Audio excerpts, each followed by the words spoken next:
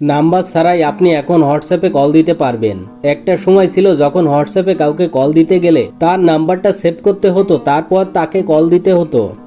But এখন number save করা তো দূরের কথা, নাম্বার ছাড়াই আপনি যে কাউকে কল দিতে পারবেন, যে কারোর সাথে কথা বলতে পারবেন। হোয়াটসঅ্যাপের এই দারুণ আপডেটটা কিন্তু রিসেন্টলি এসেছে। সো কিভাবে এটি করবেন চলুন আপনাদেরকে প্রসেসটা দেখিয়ে দিই।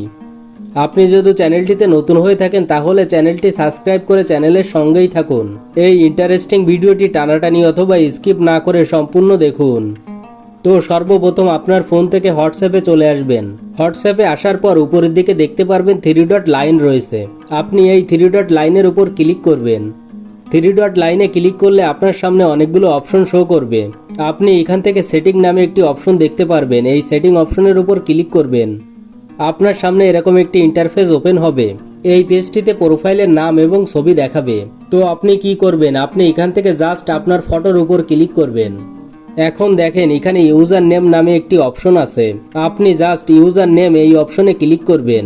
ক্লিক করলে আপনার সামনে নতুন একটি ইন্টারফেস ওপেন হবে। এই পেজে দেখতে পারবেন ক্রিয়েট ইউজার নেম নামে একটি অপশন আছে।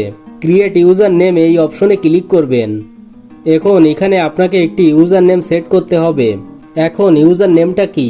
ধরেন আগে যেখানে ফোন নম্বর সেভ করে কাউকে কল দিতে হতো, এখানে যে ইউজার নেমটা সেট করবেন সেই ইউজার নেমটা ব্যবহার করে আপনি যে কাউকে কল দিতে পারবেন। তো এইখানে আমি একটি ইউজার নেম দিয়ে দিচ্ছি, আপনারা আপনাদের মতো করে একটি ইউজার নেম দিয়ে দেবেন। আপনার ইউজার নেমটা এখানে না নিলে ইউজার নেমের শেষে কয়েকটা সংখ্যা বসিয়ে দেবেন বা ইউজার নেমটা একটু চেঞ্জ করে নেবেন। এই যে দেখেন আমার ইউজার নেমটা এখানে নিয়ে নিয়েছে। এবার নিচের থেকে সেভ অপশনে ক্লিক করতে হবে। তারপর আবার ডান অপশনে ক্লিক করলেই আপনার কাজটা শেষ।